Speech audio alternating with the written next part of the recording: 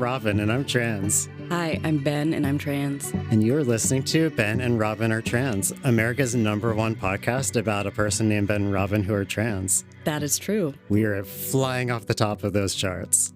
Now I kind of want to make sure, but I think you're probably right. Yeah. I mean, somebody may be already copycatting us. That's true. That just affirms our popularity, though. That is so true. Mm-hmm. Well, we're here to talk about being trans and stuff. Yeah, absolutely. Trans and stuff.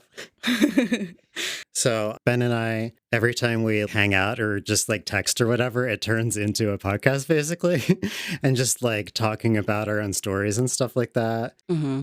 And so we're like, let's just talk to each other and record it and see what comes out and try to just get some trans stories out there in the world. Yeah, and I think it's going to be fun because we have such different experiences, but we still find so much common ground. Yeah, absolutely. And there's way more experiences than just the two we've had, but it still gives two very different experiences that kind of wind up in the same place in the end, where yeah, exactly. Like, we have pretty good lives. Mm-hmm. It's possible to have a pretty good life, even if your backstory wasn't fun. Yeah. That's not to say that all of our backstory wasn't fun. There's definitely, like, everyone has fun stuff, but lots of highs, lots of lows. Yeah. And I think like there's a shared experience for pretty much all trans people, like no matter how different our personalities are, there's that shared experience of, you know, just being a trans person before and after coming out, and like all the experiences we go through. We have so much in common that I always say, like, trans people tend to not make friends with each other. They just immediately become family. Yep. Like Ben and I had only met a couple times, like maybe one time. And Ben was like, "You're my big sister now." It's like, "You're my little brother now." And we just immediately like adopted each other. Well, like, even if we aren't out, we find each other. Yes. Like, I had so many friends in middle and high school that we all thought we were cis, and like we were really good friends, and then we lost touch throughout college and like moving away.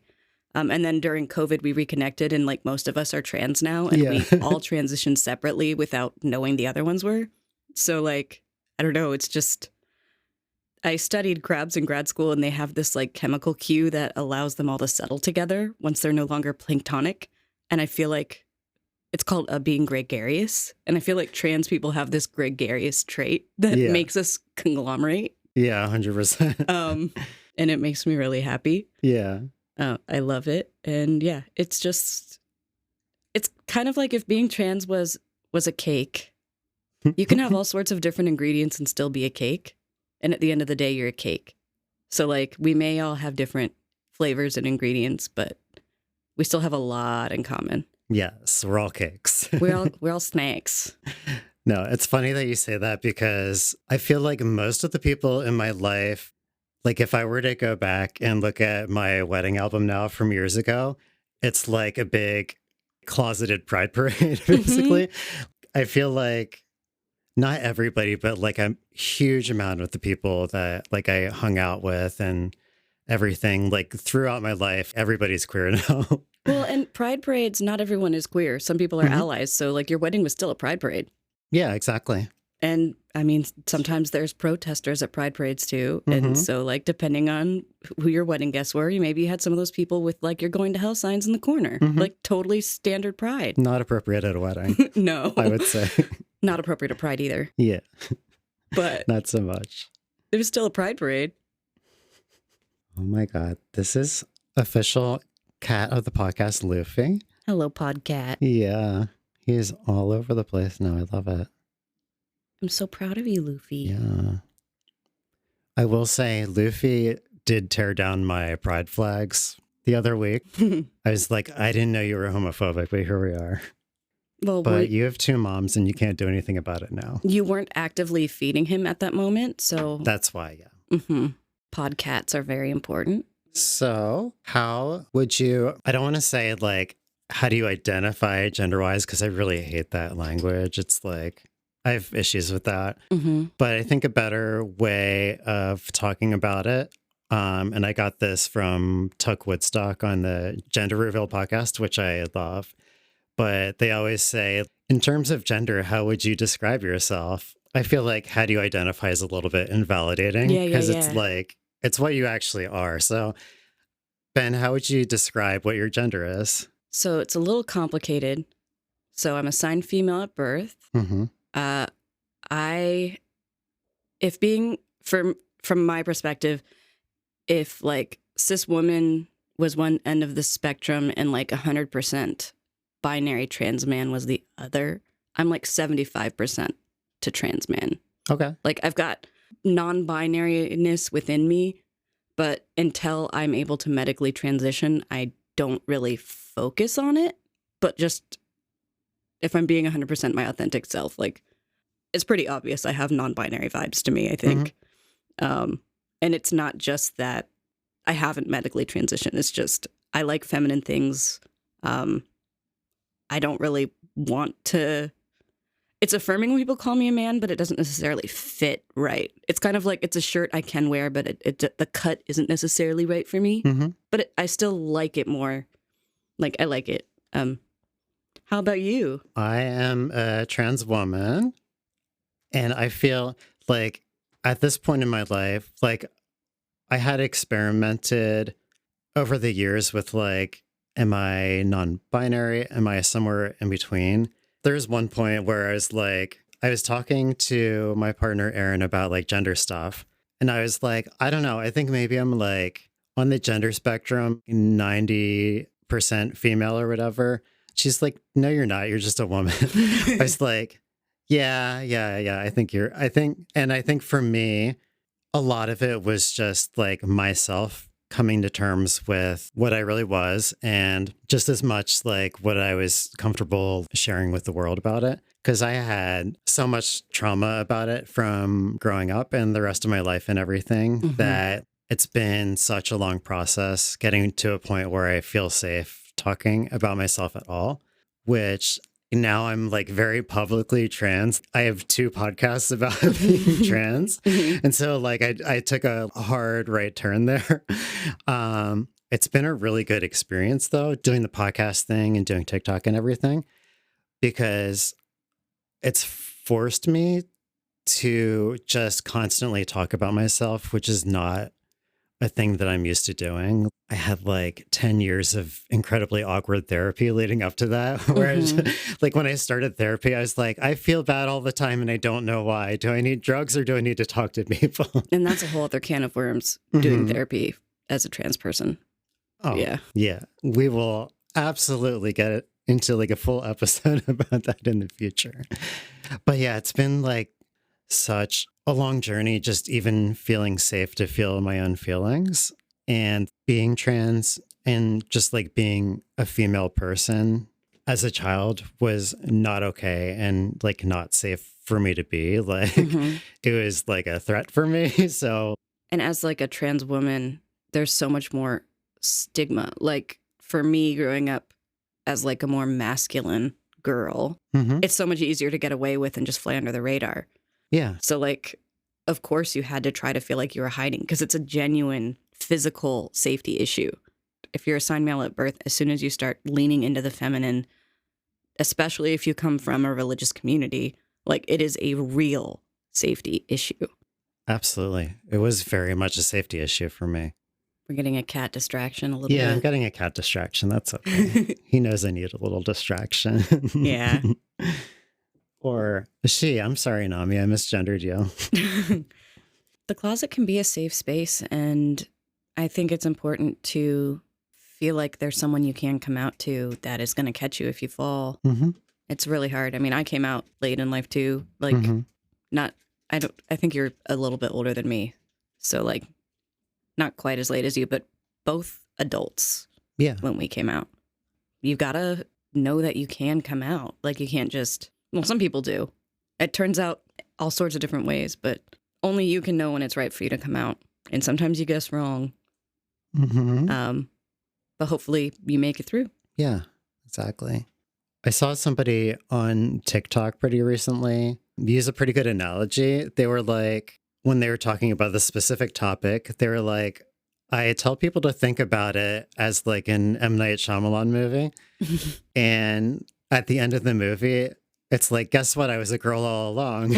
And then you as the viewer, by which I mean like the cis person in that person's life, you in that moment rewrite the story in your mind of all the experiences that you've had with that person.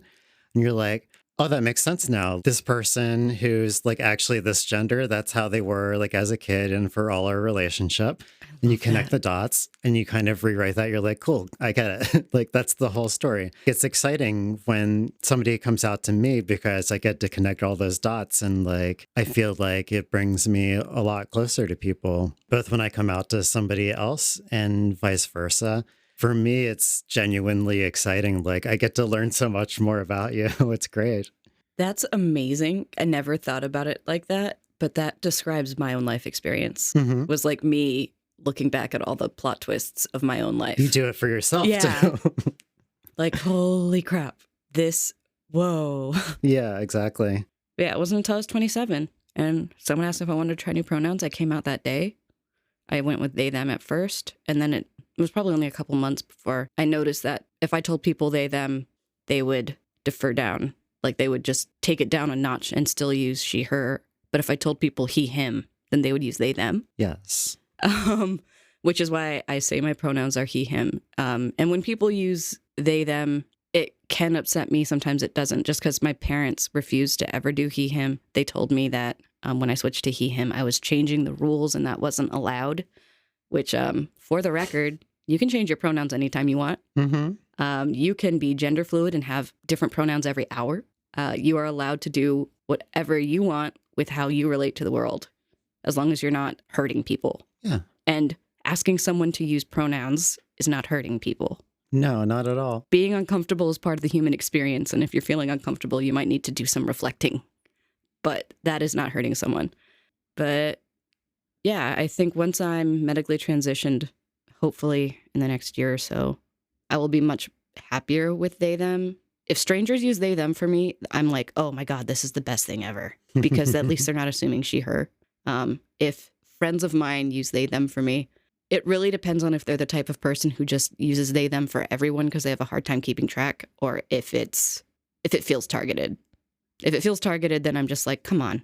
But if it's just like, oh no, this person just maybe has brain fog, or like I have a few friends that have chronic illnesses that cause pretty severe brain fog. Yeah.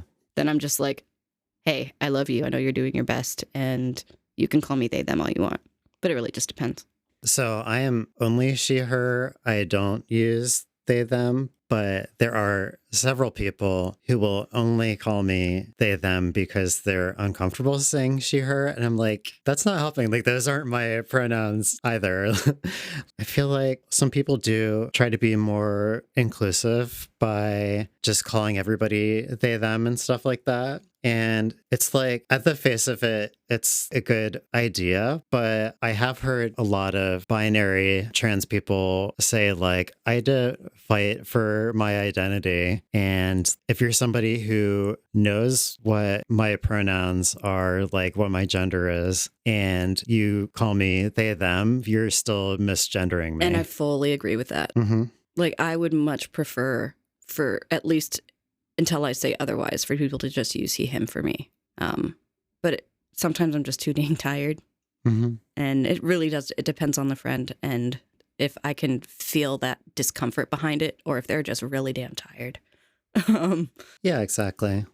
And like, we understand that there is a process that everybody goes through, and it takes a little bit to adapt, and there's going to be like some mistakes and some awkwardness. Once the person has been out for a year or 2 years or whatever, and there's still that awkwardness, it does start to feel like you're not being seen. Yeah, it's like you've had time to try.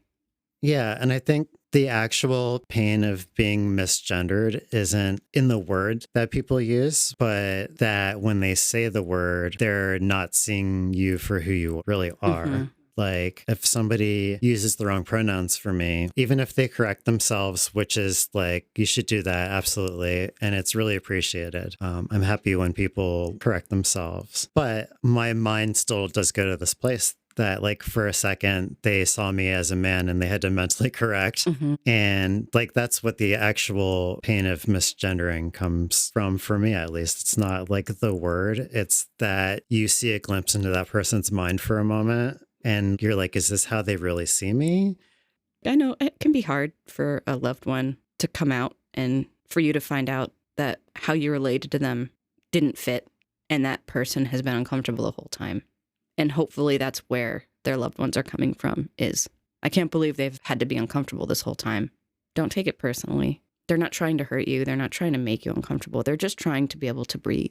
Mm-hmm. Yeah, so true. But life is hard for everyone. And that's what the whole podcast is about. Yeah. We really want to make something that we believe in and like authentically share our stories and hopefully stories of other trans people. Our hope is definitely to get some different voices here. We're just here for visibility and just to share our stories and share trans voices for everybody. And in the show notes, we're going to have links to, most importantly, our Discord server. That's like really important to us because we want to be able to connect with people and just be able to share these conversations because it's really good and important.